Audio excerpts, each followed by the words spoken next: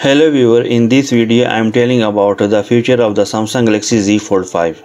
The display size is unchanged of a Galaxy Z Fold 5. The display size is 6.2 inch while the inner folding screen while the measure 7.6 inch with the dynamic AMOLED panel. Should support a 120 Hz refresh rate. With the folding display capable of dropping its refresh rate to as low 1 Hz to save power. The chipset of the Galaxy Z Fold 5's Snapdragon 8 Generation 2 with the 12GB RAM and up to 512GB storage capacity. The Galaxy Z Fold 5 to support 25W fast charging on the 4400 mAh battery, while that's the same battery size found in the Z Fold 4. The camera setup will also seemingly remain unchanged and include 50 megapixel primary shutter, 12 megapixel ultra wide and 3x megapixel telephoto. For selfie camera of Galaxy Z Fold 5, there should a 10 megapixel camera on the external display and a 4 megapixel under display camera on the inner folding panel. The Galaxy Z Fold 5 could be dust and water resistant IPX8 certification.